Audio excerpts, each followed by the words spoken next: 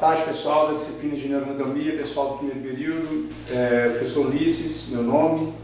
Estamos aqui para iniciar a aula de nervos cranianos, que seria a nossa próxima aula em sala de aula, em virtude do coronavírus. Nós estaremos divulgando o conteúdo no site da Univers, através do blog, pelo meu e-mail, unilemos@hotmail.com, e através do Google Classroom, onde vocês podem ter acesso a todas as informações, aos vídeos, aos conteúdos. E vale salientar que quando houver alguma dúvida a respeito do conteúdo ministrado pelos vídeos, vocês podem entrar em contato via e-mail. Nós estaremos disponibilizando nos horários de aula em específico de cada disciplina da semana. Vocês podem estar acessando o e-mail para a gente tentar sanar aí as dúvidas de vocês a respeito do conteúdo. Bem, a nossa aula de hoje vai ser a respeito de nervos cranianos. Na última aula nós havíamos falado a respeito de medula espinhal, como sendo uma estrutura importante do sistema nervoso central, e hoje nós estaremos falando de estruturas extremamente importantes, como os nervos cranianos, que também apresentam características de nervos periféricos. Qual que é a grande diferença entre os nervos cranianos e os nervos periféricos, os quais nós vimos na medula espinhal? Os nervos cranianos são nervos que emergem exatamente da região encefálica, desde o telencéfalo, das áreas cerebrais, até a região mais inferior do bulbo.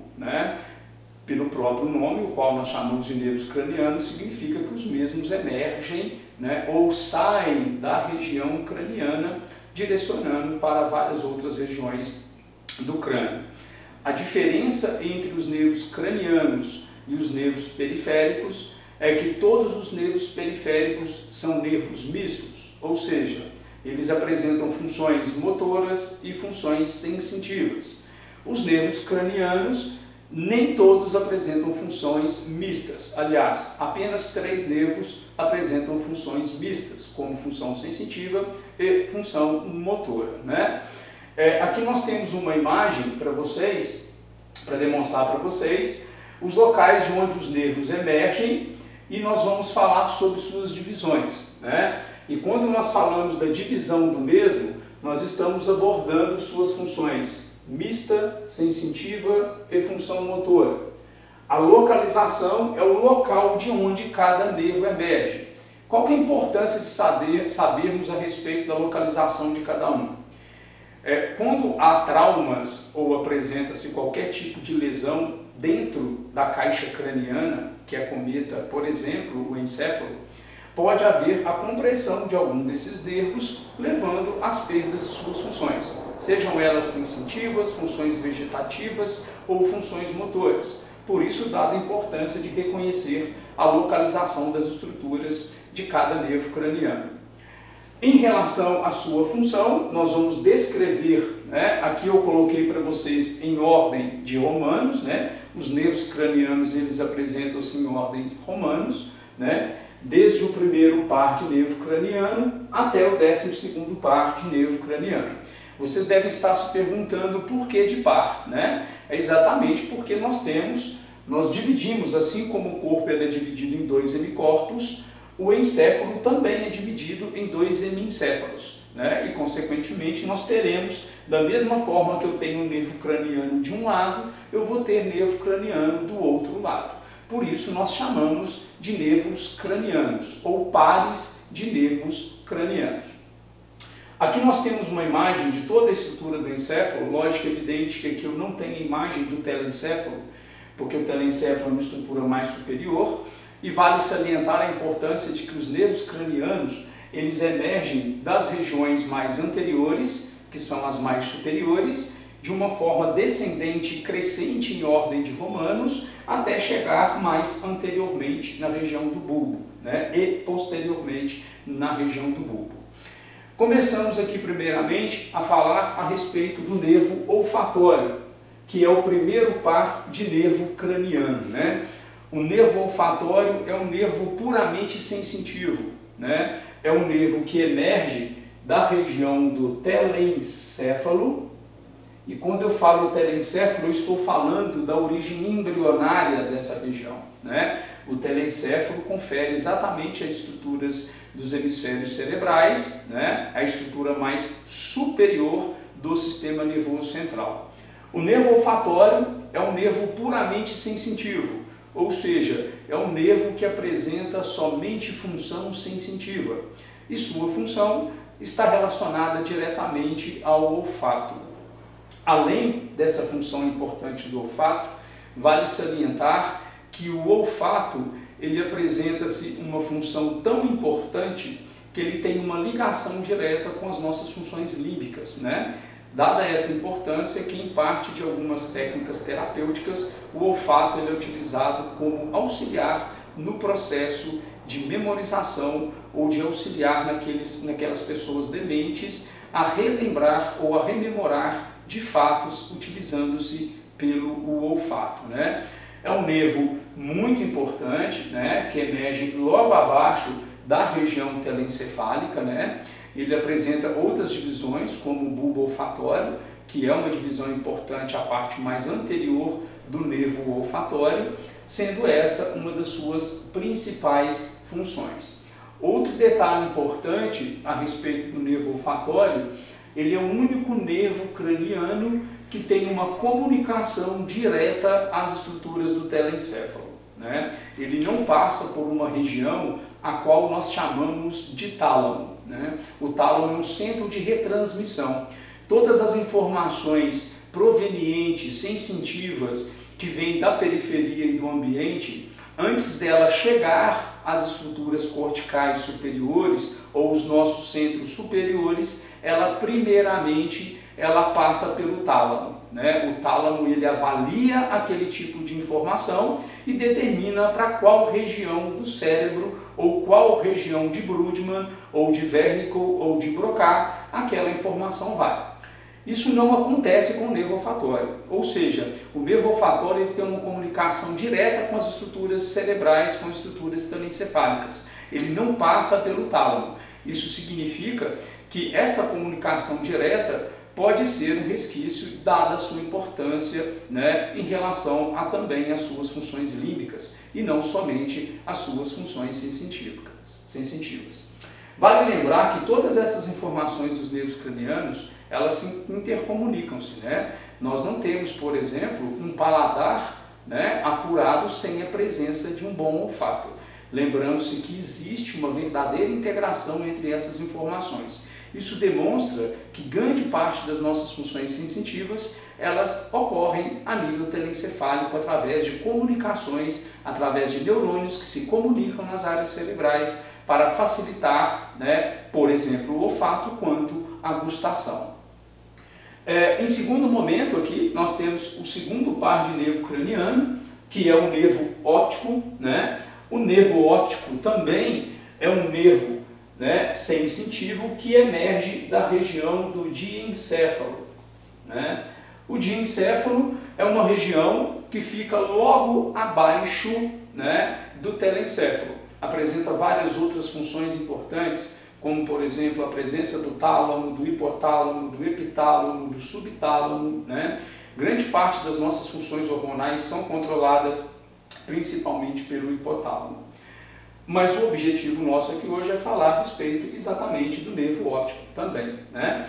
O nervo óptico é um nervo sensitivo, puramente sensitivo, responsável por captar todas as informações de fotossensibilidade provenientes da retina, né? A nossa retina ela apresenta vários receptores chamados de cones e bastonetes, os quais são ativados em momentos diferentes, sejam durante o dia ou sejam durante a noite, de forma a codificar uma informação de fotossensibilidade em uma informação química e fazer com que aquela informação química ela possa transduzir-se em uma informação de impulso nervoso, né? E esse impulso nervoso ele vai percorrer principalmente após sair da retina pelo nervo óptico, sendo direcionada até o quiasma óptico e do quiasma óptico para o trato óptico, do trato óptico para o corpo geniculado e do corpo geniculado ele vai para as áreas corticais cerebrais, principalmente as áreas 17 de Brodmann, localizadas no lobo occipital. Uma das principais funções suas seria exatamente promover a característica, forma e cor dos objetos. Então, o nosso nervo óptico é um nervo sensitivo, é o segundo par de nervo craniano, Aqui está localizado, aqui é o quiasma óptico e aqui nós temos o nervo óptico saindo da região diencefálica. Um outro detalhe importante a respeito do nervo óptico está relacionado exatamente à sua origem embrionária.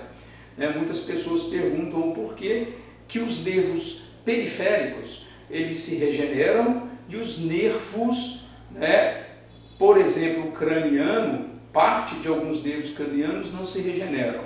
Depende de sua origem embriológica. Um exemplo claro é o nervo óptico. Ele apresenta uma origem embriológica de formação do sistema nervoso central. Então, quando ocorre, por exemplo, um exemplo de uma doença que acomete o nervo óptico, o glaucoma, que é uma alteração de pressão ocular que leva à compressão do nervo óptico. Essa compressão do nervo óptico leva à perda de condução de impulso nervoso proveniente da retina em direção ao sistema nervoso central, e essa lesão do nervo óptico ela é uma lesão irreversível, justamente porque o nervo óptico ele apresenta uma origem de formação do sistema nervoso central. E o sistema nervoso central ele apresenta processo de reparação, ele não apresenta processo de regeneração. Então significa que o nervo óptico é um nervo craniano muito importante, e que caso ocorra alguma lesão desse nervo, provavelmente essa lesão ela torna-se irreversível, diferentemente de outros nervos cranianos que apresentam processo de reparação. Isso é um outro detalhe importante, porque todo mundo imagina que, bem, se o nervo ele sai do crânio, ele pertence ao sistema nervoso central. Não, ele não pertence ao sistema nervoso central. Ele emerge do sistema nervoso central. Ou seja, ele sai do sistema nervoso central, mas ele não pertence ao sistema nervoso central, exceto o nervo óptico, É o único nervo que é formado pelo sistema nervoso central. Então existe uma diferença entre formação e uma diferença entre suas funções de reparação e suas funções de regeneração. Então essa é uma característica importante do nervo óptico. Vamos colocar aqui como função sensitiva. Então nós temos o primeiro par de nervo craniano, que é o nervo sensitivo, Então vamos colocar aqui o primeiro. O segundo, que também é um nervo sensitivo, nesse quadrinho, para facilitar o raciocínio de vocês em relação às suas funções sensitivas, suas funções motoras e sua função mista. Em terceiro momento, nós temos aqui o terceiro par de nervo craniano, que é o nervo oculomotor. Ele emerge exatamente da região mesencefálica, Ou seja, que nós temos o tronco encefálico, mesencéfalo, ponte e bulbo, sendo que o terceiro par de nervo craniano ele emerge da região anterior do mesencéfalo. Esse terceiro par de nervo craniano é o nervo oculomotor. Vamos colocar aqui a sua origem de formação, que é do mesencéfalo. O nervo oculomotor, como o próprio nome diz, já facilita saber a sua função. Óculo, que vem da visão, e motor. O nervo oculomotor é o nervo responsável principalmente pelos movimentos do globo ocular, Principalmente os movimentos os quais nós chamamos de movimentos superiores dos olhos, movimentos inferiores dos olhos e os movimentos oblíquos dos olhos. Então, quando nós fazemos um movimento em direção a um olhar superior, nós estamos ativando a contração de um músculo do globo ocular, chamado de reto superior, que facilita o movimento do globo ocular em direção à região superior. Quando nós direcionamos o movimento do globo ocular em sentido inferior, nós ativamos o reto inferior para facilitar o movimento do globo ocular em direção às estruturas inferiores. E no sentido oblíquo, o nosso músculo oblíquo, que facilita o movimento em direção oblíqua, né, do globo ocular. Então, o nosso nervo oculomotor é o terceiro par de nervo craniano, responsável pelos movimentos do globo ocular. Então, vamos colocar aqui agora a sua função. Então, é o nosso primeiro par motor, né? Então, nós temos aqui o terceiro par de nervo craniano, que é um nervo puramente motor, ou seja, ele apresenta somente função motora. E quando eu falo de função motora, é importante vocês diferenciarem a direção em que o estímulo está seguindo, né? O estímulo sensitivo, ele vem, por exemplo, da periferia e vai em direção ao sistema nervoso central, ou seja, são estímulos aferentes. Os estímulos motores são estímulos eferentes. Eles saem do sistema nervoso central e vão em direção às estruturas, principalmente as musculares, para auxiliar no processo de movimento ou de contração muscular ou de motricidade. Aqui nós temos, num quarto momento, o quarto par de nervo craniano, chamado de nervo troclear, né? O nervo troclear, ele também emerge da região do mesencéfalo. Porém, tem um detalhe importante em relação ao nervo troclear. É o único par de nervo craniano que emerge da região posterior do encéfalo. Ou seja, ele sai da região posterior do mesencéfalo, faz uma volta sobre a região mesencefálica e vai vir para a região anterior. Ou seja, ele sai de trás, dá uma volta no mesencéfalo e emerge para a região anterior. É o único par de nervo craniano que sai totalmente da região posterior do tronco encefálico ou da região mesencefálica. O nervo troclear, chamado de quarto par de nervo craniano, é um nervo motor. Ele apresenta a função motora de quem? Do globo ocular também. Assim como nós temos o nervo oculomotor, que faz os movimentos superiores, inferiores e oblíquos dos olhos, o nervo troclear, ele apresenta uma função de promover a adução dos olhos. Ou seja, é quando você, por exemplo, aproxima um objeto do campo de visão e o globo ocular, ele direciona-se para esse objeto, né? Esse movimento em direção central ou a linha mediana do globo ocular é chamado de movimento de adução. Esse movimento de adução dos olhos, ele ocorre em função da presença e da integridade do nervo troclear, né? Vamos supor que um paciente apresenta uma lesão do nervo troclear. Quando você testa esse movimento com ele, por exemplo, somente um olho direciona em direção ao objeto. O outro olho ele não movimenta-se em sentido medial. Isso significa que provavelmente pode ter ocorrido uma lesão do nervo troclear ou uma lesão da estrutura de onde ele emerge, né? Dentro do sistema nervoso central, principalmente da região posterior do tronco encefálico. Então, assim como o nervo oculomotor, o nervo troclear também é um nervo motor, né? De quem? Do globo ocular. Então nós já temos dois nervos importantes responsáveis pelos movimentos do globo ocular. O primeiro foi o terceiro par de nervo craniano, o nervo oculomotor, e agora o nervo troclear. Então vamos colocar aqui também o nervo troclear como sendo um nervo motor do globo ocular. No quinto momento, nós temos aqui o nervo trigêmeo, né? O nervo trigêmeo é um nervo que emerge da região da ponte, né? Ou da região pontina, né? A palavra trigêmeo se refere exatamente à presença de três ramos desse nervo, né? O nervo trigêmeo é um nervo misto. Se ele é misto, ele apresenta a função sensitiva e apresenta a função motora, né? Esse nervo trigêmeo ele é dividido em três ramos. Um ramo qual nós chamamos de ramo mandibular, um ramo maxilar e um ramo oftalmico, né? Por isso do nome dele ser chamado de trigêmeo, né?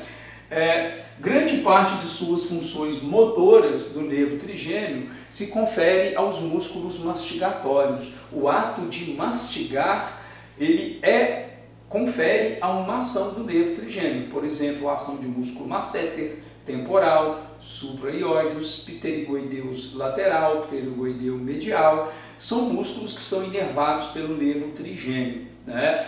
Então, muito cuidado para não confundir músculos da mastigação com músculos da mímica facial. Músculos da mastigação, eles não têm relação nenhuma com os músculos da mímica facial. Músculos da mastigação são músculos mastigatórios e músculos da mímica facial são músculos da expressão facial. São inervados por outro nervo craniano, que no caso é o 7º par de nervo craniano.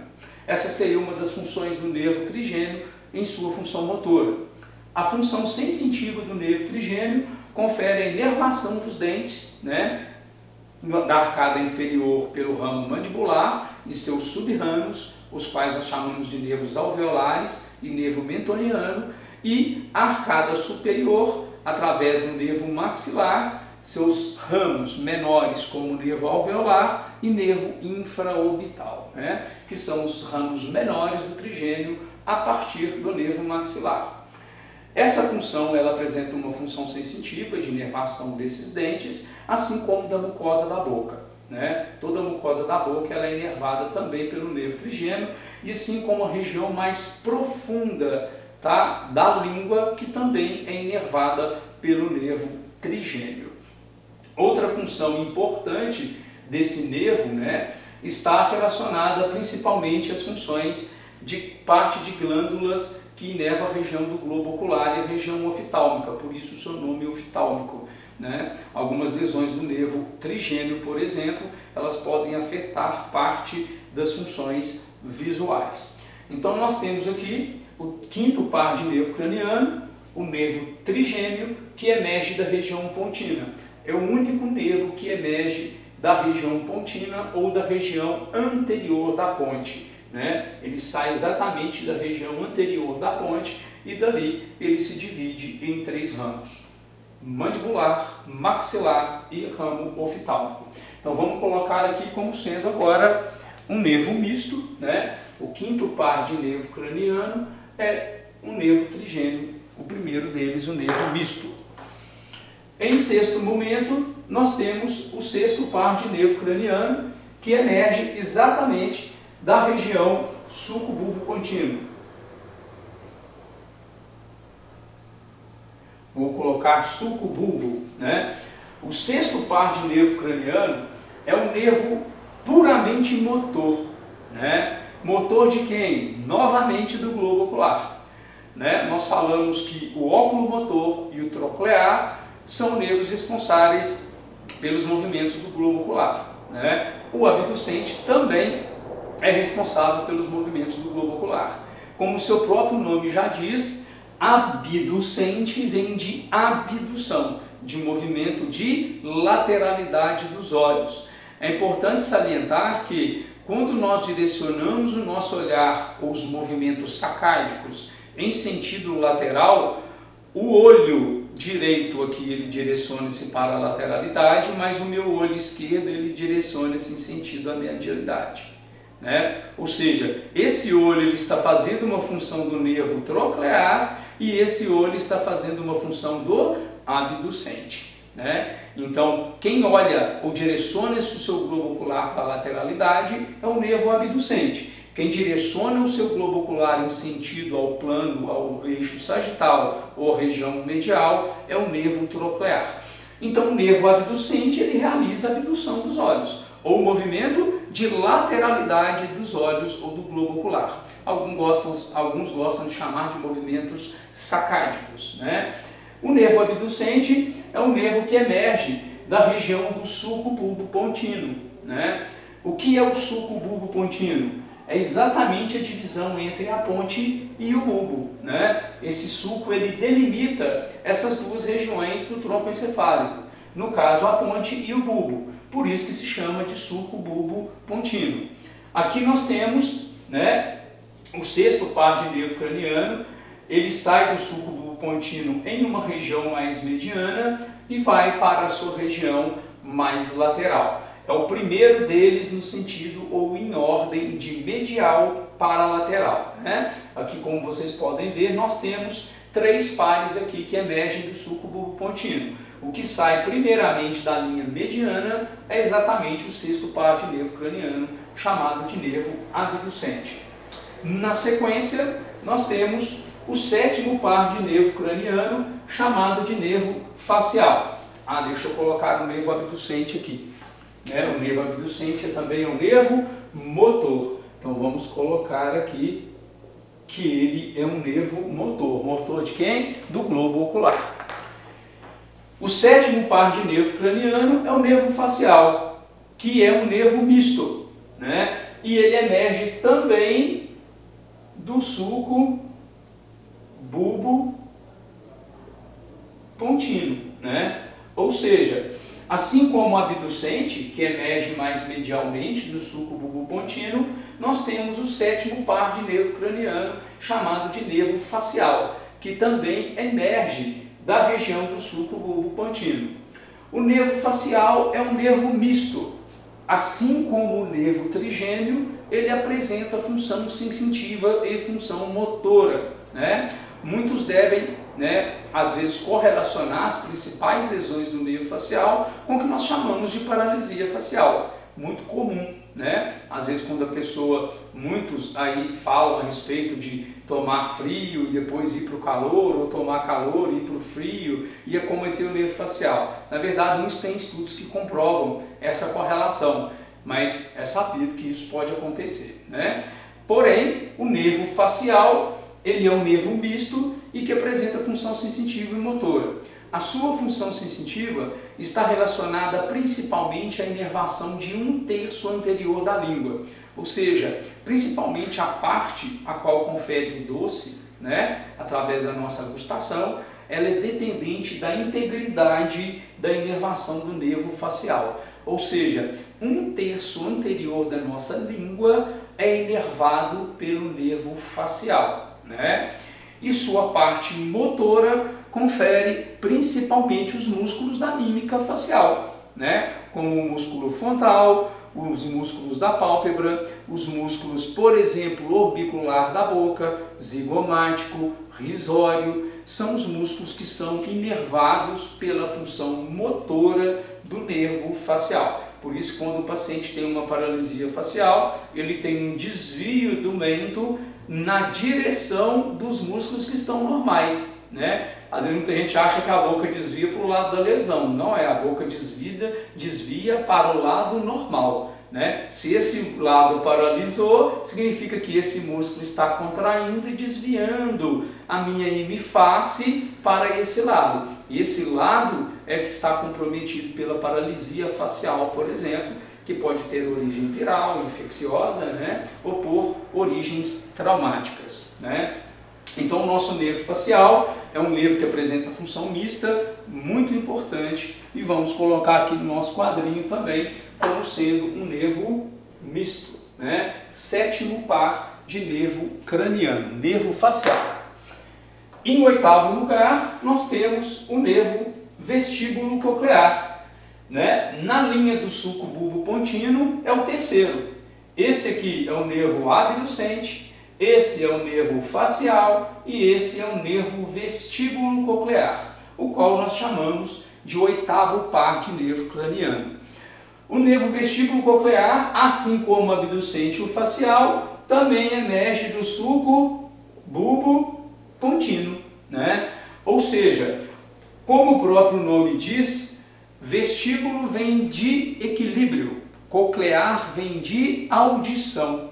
O nervo vestíbulo coclear, ele traz informações dos canais semicirculares, informações do tímpano, e da cóclea, para controlar tanto nossas funções auditivas quanto nossas funções de equilíbrio, É muito importante falar com vocês que as nossas funções de equilíbrio primordiais, as quais nós chamamos também de funções proprioceptivas, provenientes das nossas estruturas musculares, são dependentes das informações coletadas, nossas informações visuais e auditivas, né? O posicionamento da nossa cabeça é ele que determina todo o controle do posicionamento postural do nosso corpo. Se a minha cabeça ela se projeta para frente, o meu campo de visão avisa isso para os meus proprioceptores, assim como o posicionamento da minha cabeça em relação aos canais semicirculares. Ou seja, quando eu movimento a minha cabeça em direção à inclinação, por exemplo, os meus canais semicirculares eles fazem um movimento contrário, exatamente para avisar aos meus músculos desse lado que eles precisam contrair em direção contrária à inclinação da cabeça para que eu não caia para aquele lado. Então o nervo vestibular, a sua parte vestibular, ela está relacionada ao controle do nosso equilíbrio, né? Que apresenta várias outras funções, assim como comunicação, né, através da ponte e através do nosso cerebelo. E a função coclear, ela é uma função puramente auditiva. Então nós temos dois tipos de funções do nervo vestíbulo coclear. Uma que é a função de equilíbrio, pela palavra vestíbulo, e a outra que era pela função do coclear, que é a cóclea responsável pela nossa audição. Isso significa, então, que o nervo vestíbulo coclear é um nervo puramente sensitivo. Ele apresenta somente funções sensitivas, mas que, de alguma forma, vai levar a uma resposta motora, né? Ou seja, sem a presença da informação do nervo vestíbulo coclear, nós teríamos dificuldade, por exemplo, para ficar de pé. Isso acontece muito comum nas crises de labirintite, né? A labirintite é exatamente uma alteração da cóclea e dos canais semicirculares que levam exatamente à alteração da pressão e de registrar o posicionamento da cabeça em relação ao corpo. Por isso que o paciente ele tem tonteira. Essa tonteira é exatamente a dificuldade pela qual o nervo vestíbulo coclear ele apresenta de perceber a variação de pressão, né, do ouvido e, consequentemente, de controlar todas as nossas ações musculares. Então o nosso nervo vestíbulo coclear é um nervo sensitivo e o último nervo, né, do sulco bulbopontino. Ele está mais lateralmente, na borda lateral, entre a ponte e o bulbo. Então vamos colocar aqui também como sendo um nervo sensitivo. No caso, o oitavo par de nervo craniano também é um nervo sensitivo. Saindo do sulco bulbopontino, nós chegamos no sulco lateral posterior do bulbo, né? Vamos colocar aqui, ó, sulco lateral posterior do bulbo. O sulco lateral posterior do bulbo, na sua região mais superior, nós vamos ter um nervo muito importante chamado de nervo glossofaríngeo, né? Que é o nono par de nervo craniano, né? O nono par de nervo craniano, nervo glossofaríngeo, que emerge do sulco lateral posterior, é um nervo misto, que apresenta funções sensitivas e funções motoras, né? Esse nervo ele apresenta uma inervação de 2/3 posteriores da língua. Lembre-se que 1/3 anterior da língua é inervado pelo facial e os outros 2/3 posteriores da língua é inervado pelo glossofaríngeo. Ou seja, como o próprio nome já diz, glossofaríngeo significa que sua função sensitiva e sua função motora de peristaltismo da faringe controlam as regiões da faringe. Ou seja, grande parte da sensibilidade da faringe, né, é determinada pelo glossofaríngeo, assim como pelos movimentos de deglutição. Um detalhe importante em relação ao nervo glossofaríngeo, pela própria imaturidade, por exemplo, nos bebês, né, muito comum a mãe às vezes fazer o bebezinho arrotar, porque o bebê ele tem uma dificuldade no processo maturacional desse nervo, por isso que ele engasga e por isso que ele pode aspirar, né, exatamente por uma prematuridade ainda da condição de função desse nervo glossofaríngeo. E uma forma de testar esse nervo, né, para você saber se ele está intacto, é você pegar, por exemplo, quando você já for no dentista ou no médico, ele pega um palitinho, coloca na sua garganta, você faz vômito. Essa reação de vômito, quando você toca na região posterior, né, da faringe, é uma condição que demonstra que o nervo glossofaríngeo ele está funcionando, né? Essa é uma ação importante do nervo glossofaríngeo. Ou seja, ele é um nervo misto, que tem função sensitiva e função motora. Sua função motora controla os movimentos peristálticos, principalmente do esôfago, né, e da faringe. E sua função sensitiva, principal e mais importante, a inervação de 2/3 posteriores da língua, né? Então nós temos aqui o 9º par de nervo craniano. Vamos colocar aqui, ele é um nervo misto, então vamos colocar aqui como nervo misto. Após o nervo glossofaríngeo, ainda na mesma linha do sulco bulbo, do sulco lateral posterior, nós vamos encontrar o 10º par de nervo craniano, o qual nós chamamos de nervo vago, que sai do sulco lateral posterior. Também, né? Assim como nós falamos do sulco bulbopontino, onde sai o abducente, facial e o vestíbulo coclear, no sulco lateral posterior nós também vamos ter 3 pares de nervos cranianos que emergem do sulco lateral posterior do bulbo, né? O primeiro deles é o glossofaríngeo, o segundo, o 10º par, chamado de nervo vago. Muitos confundem a função do nervo glossofaríngeo com a do nervo vago. Qual que é a diferença entre os dois? Ambos vão inervar a faringe e a laringe. A diferença é que o nervo vago ele controla principalmente a inervação de áreas do estômago e algumas vísceras, né? Um exemplo claro da função do nervo vago é exatamente a sua contração, por exemplo, né, quando você tem um reflexo vagal em que você vai vomitar. Por exemplo, é muito comum, às vezes, você fazer uma atividade física após a alimentação e logo após a alimentação você ter uma reação de vômito. Isso é o que nós chamamos de reflexo vagal. Esse reflexo vagal é uma resposta do nervo vago, que também é um nervo misto, assim como o nervo glossofaríngeo, né? Aí você vai perguntar, quando há lesão de um ou de outro, como que eu sei? Quando há uma lesão do nervo vago, você perde parte das funções de controle, principalmente de movimento peristáltico do estômago e de algumas vísceras, como por exemplo também do intestino. Isso não ocorre com o nervo glossofaríngeo, ele não desce tão profundamente assim. Isso é uma função do nervo vago, né? Então o nervo vago, que é o 10º par de nervo craniano, né? Ele apresenta função mista, né? É o 4º nervo que nós falamos que tem função mista e emerge da região do sulco lateral posterior do bulbo. Então vamos colocar a sua função aqui. Ele também tem uma função mista. Então nós temos 4 nervos aqui que são nervos mistos, que têm função sensitiva e função motora. Vamos para o 11º par de nervo craniano, chamado de nervo acessório. O nervo acessório é esse grandão aqui, ó, tá? Ele sai também do sulco lateral posterior do bulbo e vai até a região final do bulbo, né? É um nervo grande, comprido, né? Esse nervo que sai do sulco lateral posterior do bulbo apresenta uma função motora, né? Ou seja, a função dele é puramente motora. Uma das principais inervações do nervo acessório são os músculos que nós chamamos de esternocleidomastoideu e os músculos escalenos. Esses músculos são inervados pelo nervo acessório. Sempre quando fazemos um movimento de lateroflexão da cabeça, nós exigimos uma ação de inervação do nervo acessório para ativar a contração desses músculos para que nós possamos realizar os movimentos de lateroflexão da cabeça. Um detalhe importante para vocês verem a ligação, e isso é muito comum, os nervos acessórios eles dependem de estímulos também provenientes do nervo óptico, né?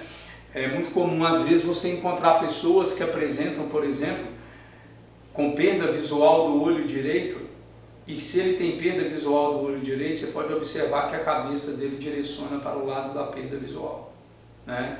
Quando ele tem perda visual, a cabeça tende a inclinar para o lado da perda. Isso acaba acionando uma ativação maior do nervo acessório para compensar exatamente essa perda visual. Então existe uma relação, tá? Para vocês verem a importância da sensibilidade com a motricidade, né? Quando paciente ele tem uma perda visual ou auditiva de um lado, a tendência natural é que a cabeça dele incline, porque ele perde a capacidade de registrar o posicionamento da cabeça, né? Seja pelos estímulos visuais ou auditivos. Isso faz com que o músculo seja ativado pelo nervo acessório de uma forma a mais ou a menos, gerando as descompensações no posicionamento da cabeça, principalmente por ativação do nervo acessório, né, que inerva o músculo esternocleidomastoide e os músculos escalenos. Aqui está o nervo acessório, é o 11º par de nervo craniano, que emerge do sulco lateral posterior do bulbo. Vamos colocar ali, porque ele é o nervo motor.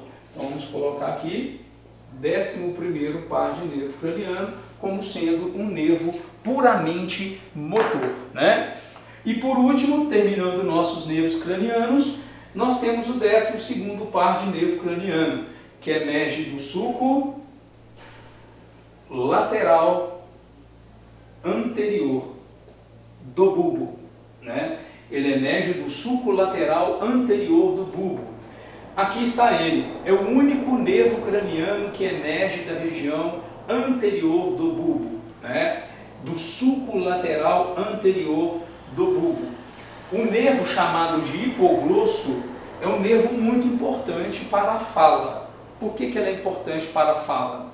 Ele é um nervo que inerva os músculos intrínsecos da língua, né? A capacidade de motricidade da língua e não da fala, tá? Porque a área da fala é uma área cerebral, né? Nós chamamos de área de Broca.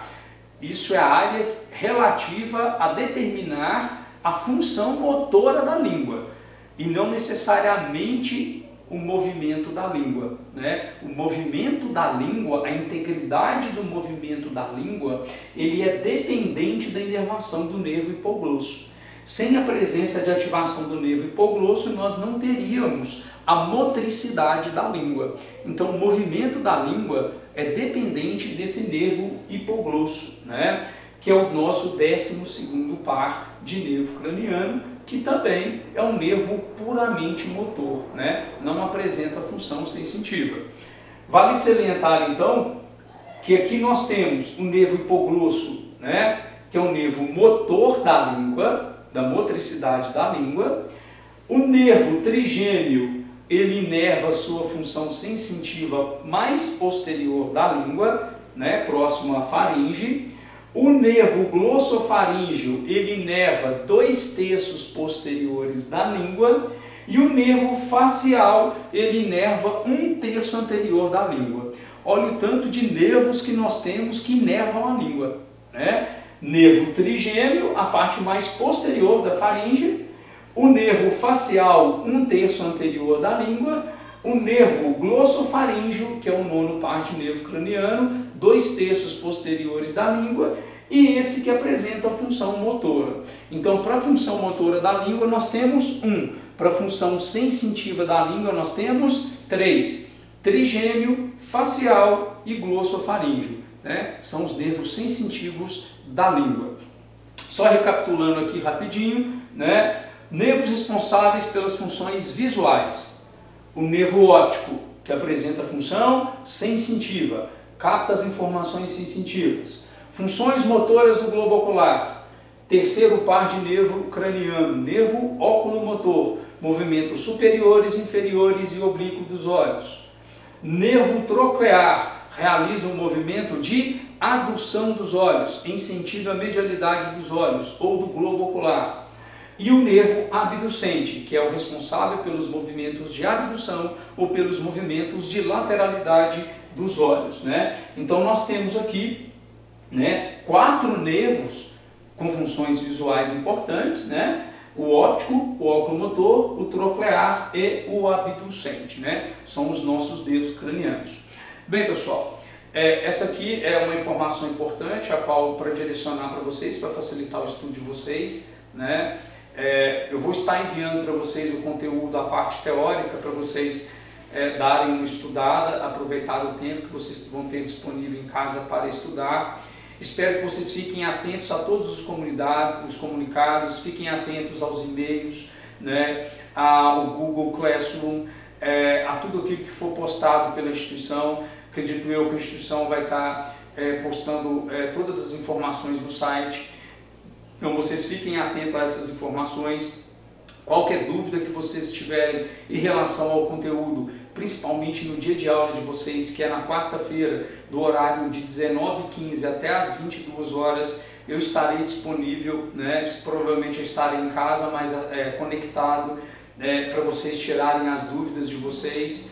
Espero que todos tenham calma um pouquinho, porque a sala é muito grande, nós temos quase 80 alunos, então eu vou responder a todos, né? E as dúvidas que vocês tiverem, caso eu não consiga responder de imediato, mande por um e-mail e no e-mail eu vou responder para vocês, ok? Agradeço muito a vocês e espero que vocês possam, né, estudar bastante em cima desse material que vai ser colocado para vocês aí. Um grande abraço, professor Ulisses.